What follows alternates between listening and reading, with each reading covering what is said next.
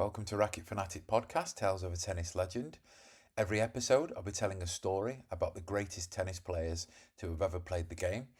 In this episode, we're talking about Monica Seles, and this is episode 10, From Tragedy to Redemption.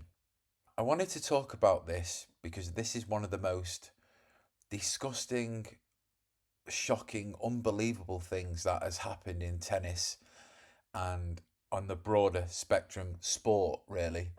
So Monica Seles, for those of you that don't know her, is arguably is up there as one of the best female tennis players to have ever played the game.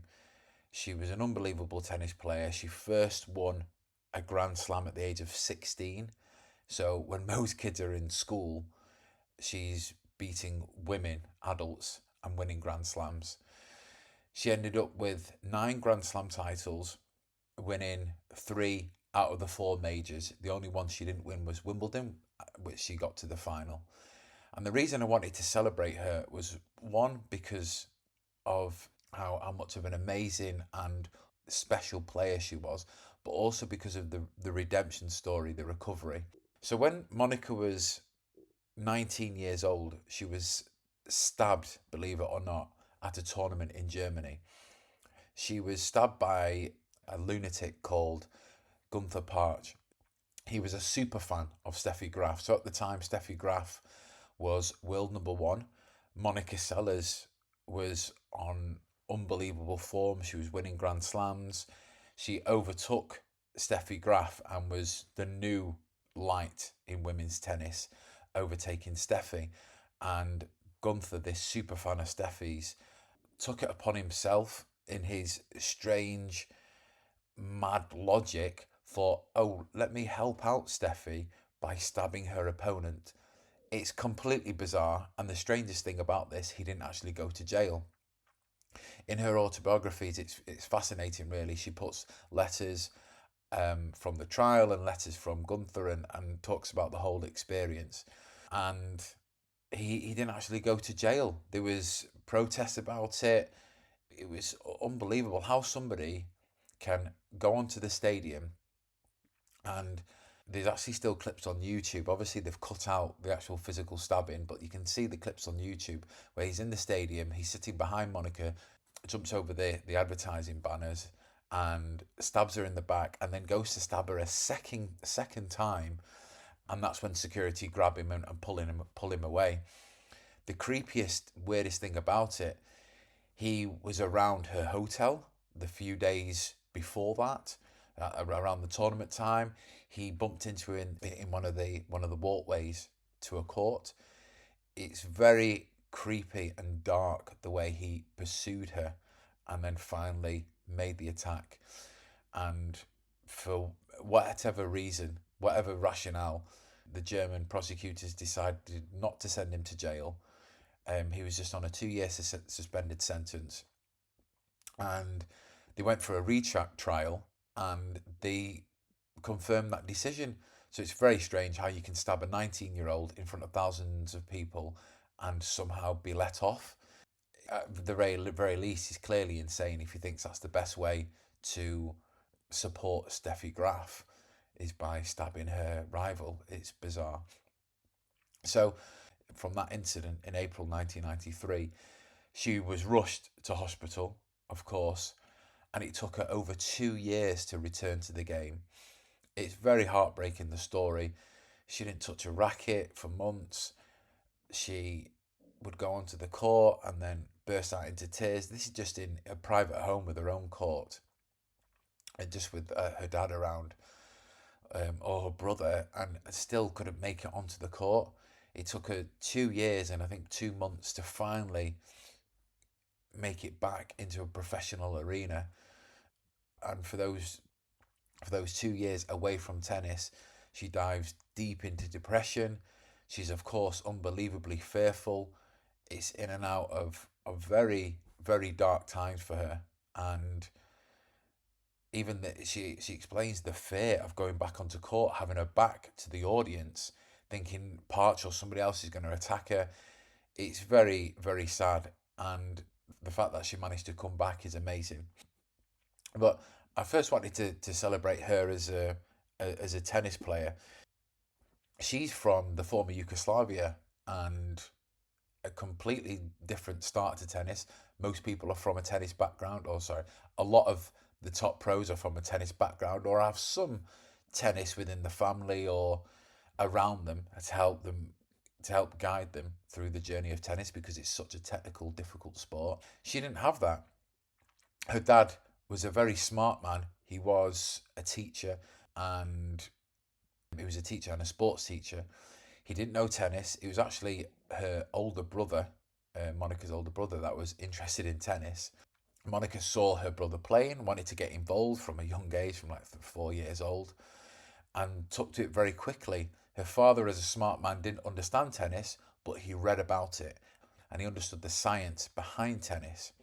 So if you understand the science and read up and read as many books as you can about tennis, you'll start to understand the geometry of tennis and work with Monica and her brother and developed Monica and her brother's game. They didn't have many tennis courts around at all. She has many memories of them playing basically on the street, on the side of a road, or they played a lot on the wall, which is amazing considering how limited the facilities are around. But as a family, they managed to figure it out. She obviously has a natural talent for tennis. Very unusual. She plays with a two-handed forehand. Her father said when she picked up the racket, she picked it up with two hands. From all the books that he read, he could see that it was odd. It was strange. It's not in any of the books to say you should play with a two-handed forehand, but it looked strangely right on her. It looked correct. It looked like it natural. It looked natural on Monica. So they kept that. It obviously worked out to be the right decision. They worked as a family. They trained with each other, and quickly, very young age, she started to travel, win tournaments. By the age of 10, 11, 12, she's winning European, she's winning national, European titles. As she's getting to teenagers, world championships, she's really dominates at such a young age. It's very interesting.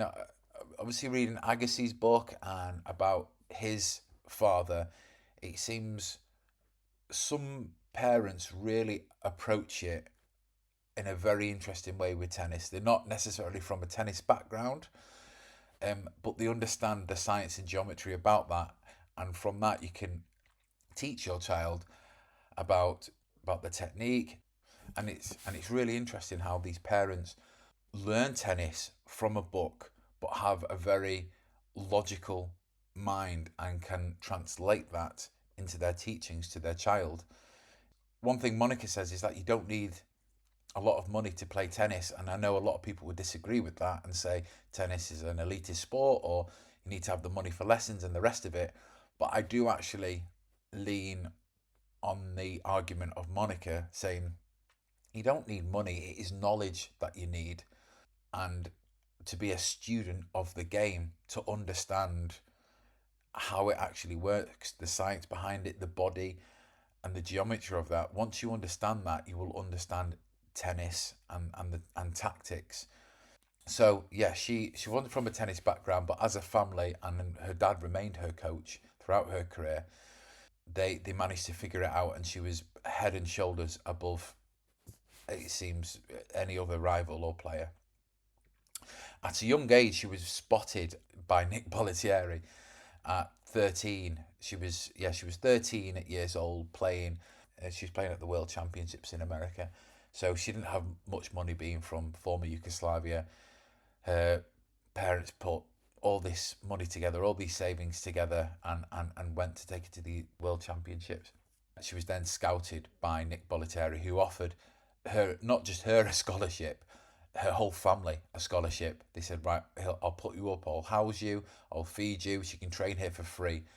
So it shows how standout she was. And there is a little clip of Nick Bollettieri talking about how he discovered Monica.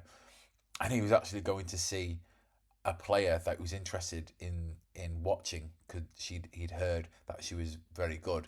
And Monica beat her very easily. She was like, oh my God, who is this? Who is this player that's just destroyed one of the talents? So yeah, Monica was truly special. So she was offered a scholarship, and the family thought about it. They knew it was obviously it's a lot for the whole family to move from Yugoslavia to America. They have to leave their jobs, and it's a big upheaval, isn't it? It's a big move for the whole family. But in the end, after some thinking and some time, they know that's the right decision for Monica. And it's a lot of pressure on a 13-year-old girl, knowing that your whole family's income and future is based on you winning tennis matches. But she's obviously made of strong stuff. So what happens when she moves? At first, she moves and she moves to America with her brother. So in her words, he was a great player. He didn't have the commitment, she says, that she had, and the love for the game. She talks about this absolute love for the game, and even her grandmother would say, Monica, you're playing too much. You're playing too much tennis. Go play with dolls. So maybe that's what separated the two, the difference. But either way, he was still a good tennis player, and he went with Monica to America. The rest of her family, as in her parents, followed a little bit later than that, which is quite interesting. So the first 4 or 5 months, she actually started playing worse. Players that she beat, she was now losing to. The coaches at Bollettieri changed her forehand from two-hand to one-handed. They changed some other aspects of her game, and she started to play worse and worse, and until the point where she broke down in tears on the phone to her dad. She was trying to hide it at first. You know, if you've made this big decision to move, you just want to put on a brave front, and you don't want to complain like everything's not going well. So, but at one point she breaks down and says, "Listen, Dad, I need you to come over here. I'm coming home otherwise." So he flies over, and he's like, "What have you coaches done to my daughter's game?" And from then on, he takes over the coaching. He's the dad. So they basically just use the Bollettieri as a academy as a training base, and they just use the facilities really. And then within a short time, she's back to normal. But it just shows it's interesting with academies. You know, you can get some really great coaches there, um, but a lot of the time, they might not always be the best or the most experienced coaches, or making that classic mistake. Instead of looking at the individual and developing a game around the individual, they're looking at off the shelf coaching, which for the most part can do more harm than good. You need to look at the individual and develop a game style around that person's traits and skill. So the father moves over and the whole family move over. He's now in America, and now she's got her game back on track. The momentum builds up again. She turns pro very young, 14, 15 years old, and not just gradually getting into it. She's winning tournaments, beating really top players at a very young age. And by the age of 16, she wins the French Open, which is down as one of the she's down as one of the youngest people to have ever won a Grand Slam, which is just incredible at the age of 16. And then she's on this run where she's winning the French, the US Open, the Australian Open. It's unbelievable, the domination from the ages of 16, 17, 18. It's really incredible. And then it comes to 93, she's 19 years old, and that all comes to a halt from the incident, from the stabbing. So we have 2 years of her out of the game. She has counselling, she has a lot of counselling, and after so much time from the game, she slowly warms towards the idea of playing and playing tennis. It's what she loves, regardless of whether she's competing. She loves tennis, it's part of her. So she slowly trains a little bit more, and the idea of competing again comes to her. And then, after talks with family and friends and counselling, and even other players, there's a couple of players that would give her encouraging words and say, we miss you. I think that really meant a lot to Monica, that maybe she wasn't alone and that people could sympathise with her. Just before the 2 year mark, it was about a year and 10 months. She spoke to her agent, spoke to her manager. Right, I want to return to the game. She put together a training program, got back in shape. She reports she put on a lot of weight because she was indulging in food. She was comfort eating, which she would do.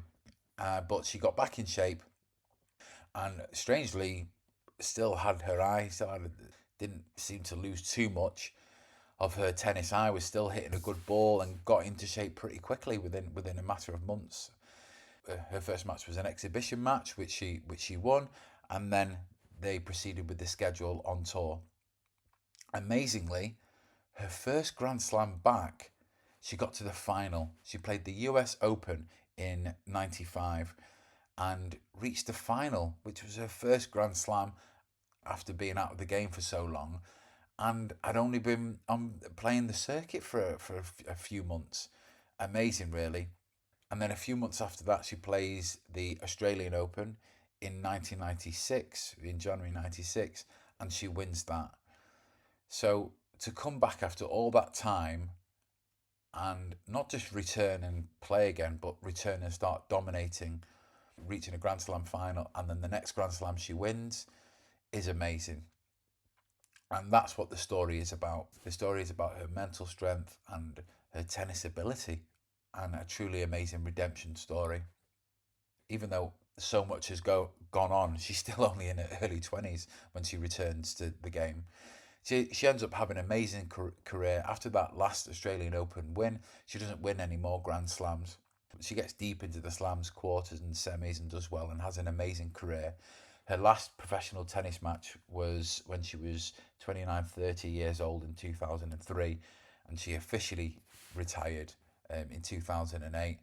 She ended up having a great long career. He's down as one of the best tennis players to have ever played the game. And the way she managed to conduct herself and the amount of stuff outside the court she does in terms of charity work and the amount she does for her fans, she seems like truly a lovely person. And it's such a shame that such a tragic thing could happen to such a nice person and a special talent. But for me, this is a hero story. If Monica can come back from being stabbed on court, taking so much time away from tennis and coming back and still dominate the game, as well as all the other hurdles she's had in life, coming from former Yugoslavia, not from a tennis background, I just find it truly inspiring, and hopefully it inspires everyone out there too. And that's it for this episode at Racket Fanatic Podcast, Tales of a Tennis Legend. See you next episode.